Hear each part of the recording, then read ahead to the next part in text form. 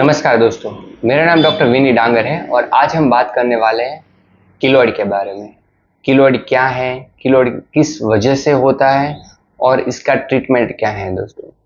ये एक raised tough tissue skin scar है जो स्किन के ऊपर होता है दोस्तों। आसान भाषा में बोले तो दोस्तों, ये जो स्किन के ऊपर जब हमें कोई इंजरी होती है तो वहां पर स्किन स्कार हो जाता है। अगर ये स्किन स्कार ओवर ग्रोथ हो जाता है, मतलब बढ़ जाता है, इसे हम कीलोइड बोलते हैं दोस्तों। इस फोटोग्राफ में आप देखेंगे कि कीलोइड किसे कहते हैं। एक हाइपरट्रॉफिक स्कार भी कहते हैं इसे। अभी दोस्तों, कीलोइड किस जगह पर होता है? तो कीलोइड ज़्यादातर बॉडी के किसी भी पार्ट्स में हो सकता है, लेकिन ज़्यादातर ये चेस्ट के ऊपर या छाती के भाग में, कंधे पर, शोल्डर्स के ऊपर, बैक के ऊपर या फिर ईयर लोब्स में भी हो सकता है दोस्तों। कीलोइड किसी को भी हो सकता है और किसी भी एज में हो सकता है, लेकिन ये ज़्यादातर महिलाओं में देखा गया है। लेकिन कीलोइड हर किसी को नहीं होता है। जिसको कीलोइड की टेंडेंसी होगी उसी को ही कीलोइड होगा दोस्तों। और कीलोइड एक बेनाइन है, मतलब कोई कैंसर नहीं है और ये हार्मलेस है और ये किसी को छूने से या किसी और वजह से ये फैलता नहीं है दोस्तों। किसी को चेप नहीं लगता है दोस्तों। किस वजह से कीलोइड हो सकता है? पहले तो दोस्तों ये देखिए कि अगर आपके माता या पिता को किसी को कीलोइड है, हिस्ट्री है, तो आपको होने की शक्यता रहती है और हमारे पास ज़्यादातर ऐसे ही मरीज आते हैं। दूसरा है दोस्तों, किस वजह से आपको कीलोइड हो सकता है। लेकिन उससे पहले अगर आपने हमारा वीडियो सब्सक्राइब नहीं किया है तो इसे सब्सक्राइब जरूर कीजिए, क्योंकि ऐसे ही नॉलेजेबल वीडियो हम आपके लिए लाते रहेंगे। तो पहले तो दोस्तों, किस वजह से होता है?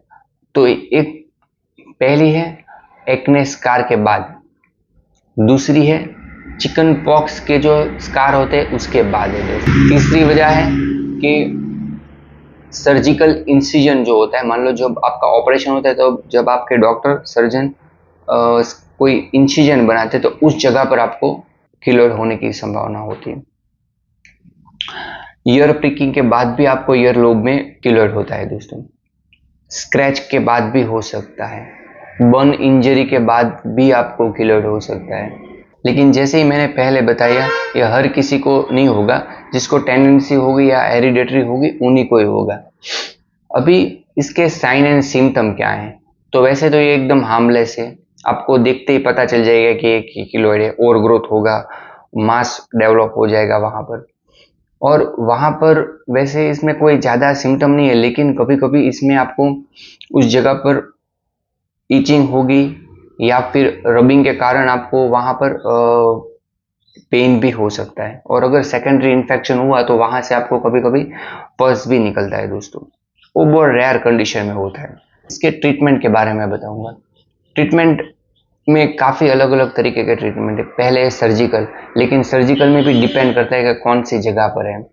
लेकिन अगर मेरे को पूछोगे कि सर्जरी करानी चाहिए कि नहीं, तो मैं बिल्कुल मना करूंगा, क्योंकि सर्जरी के बाद भी इसका रिलैप्स होता है और बढ़कर ही आता है। क्या ये सर्जरी परमानेंट सॉल्यूशन है? बिल्कुल नहीं है। फिर है प्रेशर थेरेपी।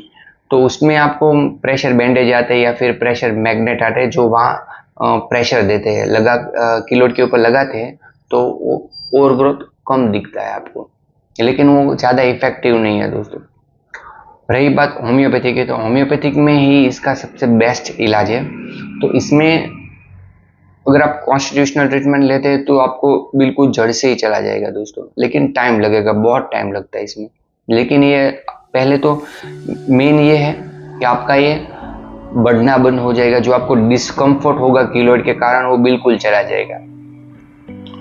तो इसमें पहली मेडिसिन है ग्राफाइटिस 200। ये आपको सप्ताह में एक बार लेनी है। जब आपको कोई इंजरी के बाद आपको लगे कि थोड़ा स्कार डेवलप हो रहा है तो आप ग्राफाइटिस 200 कुछ सप्ताह तक लीजिए, बिल्कुल चला जाएगा। दूसरा मेडिसिन है सिलिशिया 200।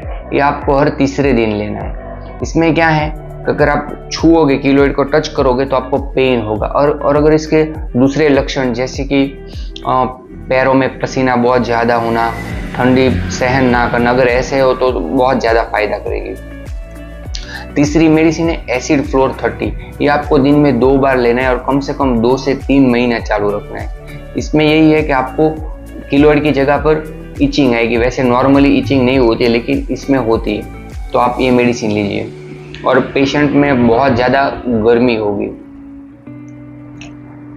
चौथी मेडिसिन है कैलेंड्यूला। अगर आपके ऑपरेशन के बाद वहाँ जहाँ आपको सर्जिकल इंसिजन हुआ है, अगर आपको ऐसा लगे कि वहाँ पर ओवरग्रोथ हो रहा है, तो आप कैलेंड्यूला 200 दिन में 2 बार कुछ समय तक लीजिए, आपका कीलॉइड बिल्कुल चला जाएगा। ऑस्टिकम 200। अगर आपको बर्न इंजरी हुई है तो, और अगर आपको पता है कि कीलॉइड हो सकता है हमें, क्योंकि आपके माता पिता को है, तो आपको ये कुछ समय तक आप लेंगे तो बिल्कुल आपको अगर थोड़ा सा भी डेवलप हो तो चला जाएगा और आगे होगा भी नहीं दोस्तों। और 2 मेडिसिन है जो आपको इसके साथ कंपलसरी लेनी है, वो है थायोसाइनम 3x। ये आपको 2-2 गोली दिन में 3 बार लेना है। और दूसरा है कैलकेरिया फ्लोर 6x। ये भी आपको 4-4 गोली दिन में 3 बार लेना है, तो ये एकदम जड़ से आपको ठीक कर देगा।